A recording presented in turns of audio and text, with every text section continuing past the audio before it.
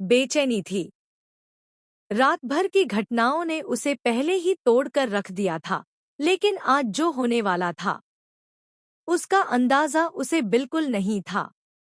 जैसे ही वह अपने भाई अविनाश के साथ अपनी कैबिन की तरफ बढ़ा, अचानक उसका कदम रुक गया। दरवाजा आधा खुला था और अंदर कोई अजनबी आदमी आराम से उसकी कुर्सी पर बैठा हुआ था। वही कुर्सी जिसे देव ने सालों मेहनत करके हासिल किया था। अविनाश गुस्से से भड़क उठा। ये क्या हो रहा है? कौन बैठा है हमारे कैबिन में?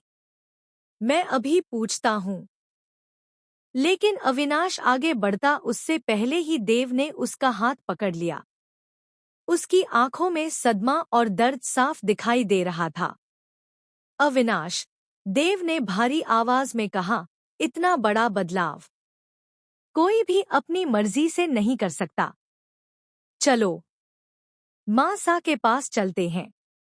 दोनों भारी कदमों से नीचे उतरकर चंद्रिका के कमरे की ओर बढ़े। दरवाजा खुलते ही कमरे में सन्नाटा फैल गया। देव ने आगे बढ़कर जैसे ही आशीर्वाद लेने के लिए झुकना चाहा, तभी चंद्रिका ने तड़पती, ठंडी आवाज में कहा, वहीं रुक जाओ, देव।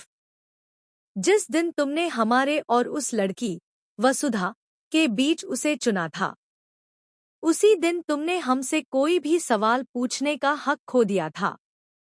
आज मेरे पास तुम्हारे लिए न आशीर्वाद है, न जगह। देव के पैरों तले जमीन खिसक गई। पीछे खड़े अविनाश की सांसें रुक गईं।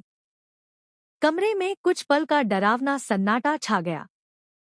चंद्रिका ने आगे कहा, तुमने जिसे अपना सब कुछ माना, उसकी वजह से तुमने हमारा विश्वास तोड़ा।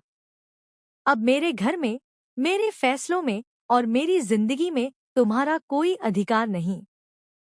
अब तुम जा सकते हो। देव ने सिर झुका लिया।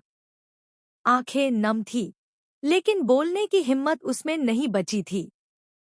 वह चुपचाप कमरे से बाहर निकल गया, जैसे किसी ने उसकी रूह से सब कुछ छीन लिया हो।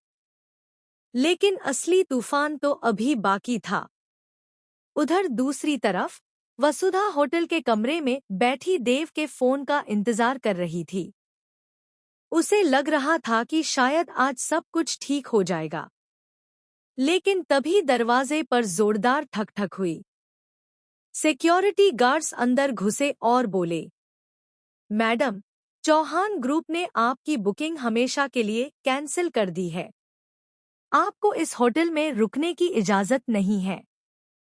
अभी इसी वक्त आपको कमरा खाली करना होगा। वसुधा हक्की बक्की रह गई। लेकिन मैंने क्या किया? अचानक गार्ड्स ने बिना कुछ सुने उसका सामान उठाना शुरू